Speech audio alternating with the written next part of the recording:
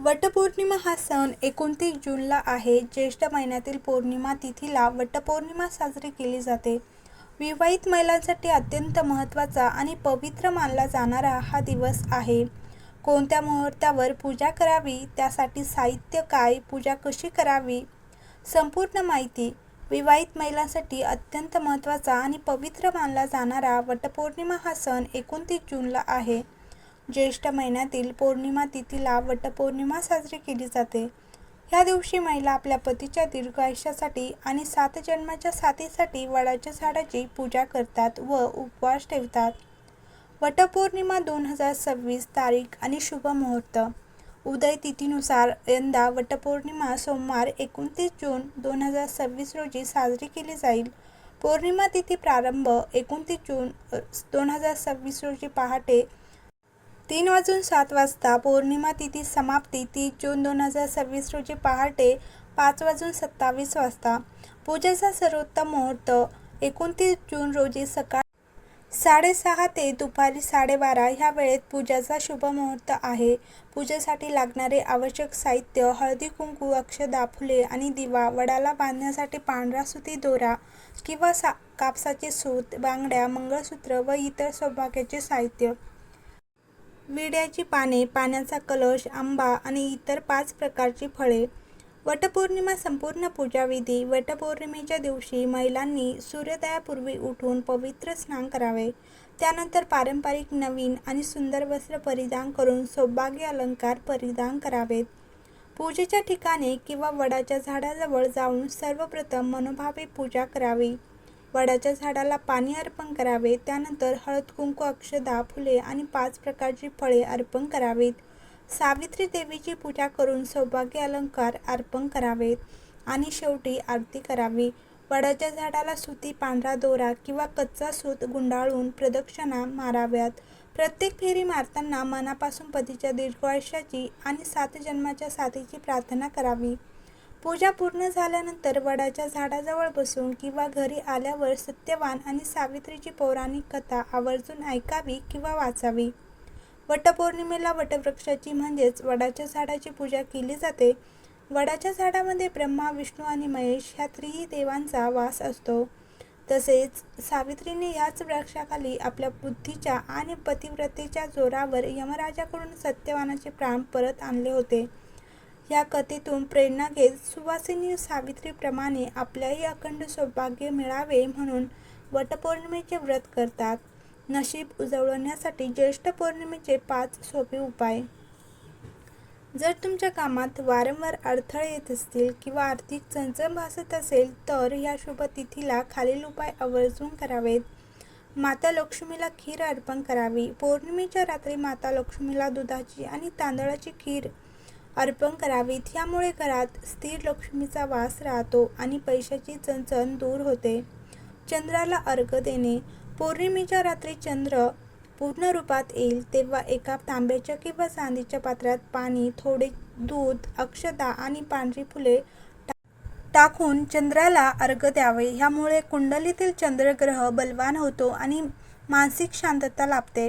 पिंपळाच्या झाडाची पूजा. पिंपळाच्या झाडामध्ये त्रिदेवांचा ब्रह्मा, विष्णू, महेश वास असतो असे मानले जाते. पौर्णिमेच्या दिवशी सकाळी पिंपळाच्या झाडाला जल अर्पण करावे आणि संध्याकाळी तिथे तुपाचा दिवा लावावे. यामुळे पितृदोष शांत होतो आणि घरात सुख शांती नांदते. मुख्य प्रवेशद्वारावर हळदीचे पाणी शिंपडावे. सकाळी आंघोळ केल्यानंतर घराच्या मुख्य प्रवेशद्वारावर हळद मिश्रित पाणी शिंपडावे आणि स्वास्तिक काढावे. ह्यामुळे घरातील नकारात्मक ऊर्जा नष्ट होते आणि सकारात्मकतेचा संचार होतो. दान धर्माचे महत्त्व. ह्या दिवशी गरजू लोकांना पांढऱ्या वस्तू जसे की तांदूळ, दूध, साखर, पांढरे कपडे किंवा अन्न दान करावे. असे मानले जाते की कुंडलीतील ग्रहांचा अशुभ प्रभाव दूर होतो. ज्येष्ठ पौर्णिमा किंवा सोमवती पौर्णिमेचा हा दुर्मिळ योग आपल्या आयुष्यात सकारात्मक बदल घडवून आणण्यासाठी उत्तम संधी आहे. मनोभावे केलेले हे छोटे उपाय तुमच्या कौटुंबिक आणि आर्थिक जीवनात समृद्धी आणू शकतात. वटपौर्णिमा पूजा साहित्य. वटपौर्णिमेच्या दिवशी सुवासिनी स्त्रियांनी वाण देऊन वडाची पूजा करण्यासाठी जावे. पूजेच्या ताटात हळद कुंकू, वडाला बांधण्यासाठी दोरा, सावित्रीच्या पूजेसाठी बांगड्या, मंगळसूत्र, शृंगाराचे सामान, दिवा, 5 फळे उपलब्ध असल्यास आंबा, पाण्याचा तांब्या, कापसाची सूत, फुले, विड्याची पाने. ही पूजा करताना पूजेबरोबरच पुढील श्लोक आवर्जून म्हणावा. वटमूले स्थितो ब्रह्मा, वटमध्ये जनार्दन, वटाग्रे तू शिवो देव, सावित्री वट संश्रिता. ही एकार्ती शिवपार्वतीची पूजा आहे. त्यांनी जसा आनंदाने संसार केला तसा आपलाही संसार सुखाने व्हावा अशी प्रार्थना देवाकडे केली जाते. मला व माझ्या पतीला आरोग्य संपन्न दीर्घ आयुष्य लाभू दे. धनधान्य व मुले नातू यांनी माझा प्रपंच विस्तारित व संपन्न होऊ दे अशी प्रार्थना करावी. वटपौर्णिमेची कथा. प्रसिद्ध तत्ववेद्ता अश्वपती हा भद्र देशाचा राजा होता. त्याला बालसुख मिळाले नाही यासाठी त्याने 18 वर्ष कठोर तपश्चर्या केली. त्यानंतर सावित्री देवीने कन्यादानाचे वरदान दिले. त्यामुळे जन्म घेतल्यानंतर मुलीचे नाव सावित्री ठेवण्यात आले. मुलगी मोठी झाली. ती खूप रूपवान होती. योग्य वर न मिळाल्याने राजा दुःखी असायचा. राजाने स्वतः मुलीला वर शोधायला पाठवले. जंगलात तिला सत्यवान भेटला. सत्यवान हा शाल्व राज्याचा धूम्रसेन नावाच्या अंध राजाचा मुलगा होता. शत्रूकडून हरल्यामुळे राजा आपल्या राणी व मुलासहित जंगलात राहत होता. ही घटना कळाल्यानंतर नारद ऋषींनी अश्वपतींना सत्यवानाच्या अल्प आयुष्याबद्दल सांगितले. सत्यवानाचे आयुष्य केवळ 1 वर्षाचेच असल्याचे कळाल्यावर आईवडिलांनी तिला खूप समजावले, पण सावित्री तिच्या धर्मापासून हटली नाही. तिच्या जिद्दीपुढे राजाला नतमस्तक व्हावे लागले. सावित्री आणि सत्यवान यांचा विवाह झाला. सत्यवान अत्यंत सद्गुणी, धर्मनिष्ठ आणि बलवान होता. आई वडिलांची पूर्ण काळजी घेत असे. सावित्री राजवाडा सोडून जंगलातल्या झोपडीत आली होती. ती देखील आपल्या आंधळ्या सासू-सासऱ्यांची सेवा करायची. सत्यवानाच्या मृत्यूचा दिवस जवळ आला. नारदांनी सावित्रीला सत्यवानाच्या मृत्यूचा दिवस आधीच सांगितला होता. जसजशी वेळ जवळ येऊ लागली तसतशी सावित्री अधीर होऊ लागली. तिने 3 दिवस आधीच उपवास सुरू केला. नारद मुनींच्या सांगण्यावरून पितरांची पूजा केली. रोजच्या प्रमाणे सत्यवान लाकूड तोडण्यासाठी जंगलात जाऊ लागला म्हणून सावित्री त्याच्याबरोबर गेली. सत्यवानाच्या मृत्यूचा दिवस होता. सत्यवान लाकूड तोडण्यासाठी झाडावर चढला, पण चक्कर आल्याने तो खाली पडला. सावित्रीने आपल्या मांडीवर नवऱ्याचे डोके ठेवून त्याला मिठी मारायला सुरुवात केली. तेव्हा यमराज येताना दिसले. त्याने सत्यवानाचा जीव घ्यायला सुरुवात केली.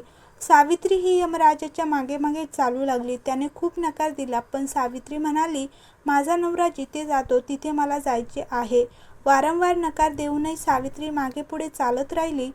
सावित्रीची निष्ठा आणि पतीची भक्ती पाहून यमाने तिला 3 वरदान दिले. एक वर म्हणून सावित्रीच्या आंधळ्या सासू-सासऱ्यांना डोळे दिले. दुसरे वर म्हणून तिला हरवलेले राज्य दिले.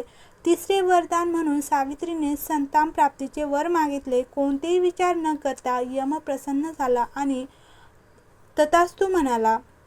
वचनबद्ध यमराज पुढे सरकू लागला. सावित्री म्हणाले की भगवंता, मी एक सद्गुणी पत्नी आहे आणि तू मला संतान होण्याचे वरदान दिले आहे. हे ऐकून यमराजाला सत्यवानाचा प्राण परत करावे लागले. सावित्री त्याच वटवृक्षाजवळ आली जिथे तिच्या पतीचा मृत्यूदेह पडला होता.